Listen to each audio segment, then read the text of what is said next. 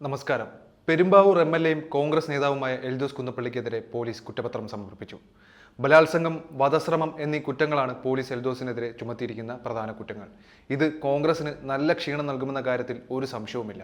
അല്ലെങ്കിലേ കോൺഗ്രസ് അധപതിച്ച അവസ്ഥയാണ് നമുക്ക് കാണാൻ കഴിയുന്നത്. എൽദോസിന് 5 വർഷമായ അടുപ്പമുള്ള യുവതിയാണ് പരാതിക്കാരി.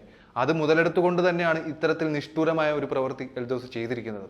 പരാതി നൽകിയ യുവതിയെ ഒന്നിൽ കൂടുതൽ തവണ എൽദോസ് കുന്നപ്പള്ളി ബലാത്സംഗം ചെയ്തുവെന്നാണ് കുറ്റപത്രത്തിൽ പറഞ്ഞിരിക്കുന്നത്. കോവളത്ത് വെച്ച് യുവതിയെ തള്ളിയിട്ട് കൊല്ലാൻ ശ്രമിച്ചതായും കുറ്റപത്രത്തിൽ പറയുന്നുണ്ട്. 2023 സെപ്റ്റംബർ 28-നാണ് എൽദോസ് കുന്നപ്പള്ളി ശാരീരികമായി ഉപദ്രവിച്ചെന്ന് കാണിച്ചുകൊണ്ട് പേട്ട നിവാസിയായ യുവതി പരാതി നൽകിയത്.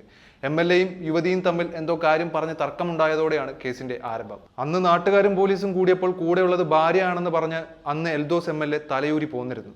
എന്നാൽ പിന്നീട് യുവതിയെ കാണാതാവുകയും ദിവസങ്ങൾക്ക് ശേഷം അവർ പോലീസിൽ ഹാജരായി എം.എൽ.എക്കെതിരെ മൊഴി നൽകുകയും ചെയ്തതോടെ എം.എൽ.എക്കെതിരെ പോലീസ് കേസെടുക്കുകയായിരുന്നു.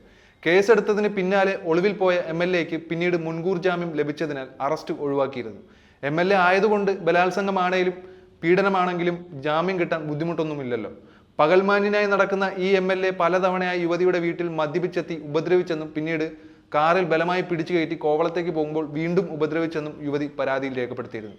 എൽദോസ് കുന്നപ്പള്ളിയുടെ 2 സുഹൃത്തുക്കളും ഈ കേസിൽ പ്രതികളായി ചേർക്കപ്പെട്ടിട്ടുണ്ട്. തൃക്കാക്കരയിലെ വീട്ടിലും കുന്നത്ത് നാട്ടിലെ വീട്ടിലും വെച്ച് ബലാത്സംഗം ചെയ്തിട്ടുണ്ട്. കോവളത്ത് വെച്ച് യുവതിയെ തള്ളിയിട്ട് കൊല്ലാനും ഇയാൾ ശ്രമിച്ചിട്ടുണ്ട്. അതായത് 3 ഇടങ്ങളിൽ വെച്ചാണ് യുവതിയെ എൽദോസ് ബലാത്സംഗത്തിന് ഇരയാക്കിയതും ഉപദ്രവിക്കുകയും ചെയ്തത്.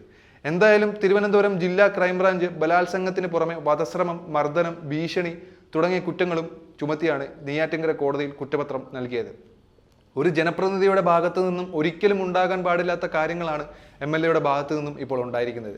പെരുമ്പാവൂരിലെ ജനങ്ങൾക്ക് കൂടി അപമാനമാണ് എം.എൽ.എയുടെ ഈ അധമ പ്രവർത്തനം.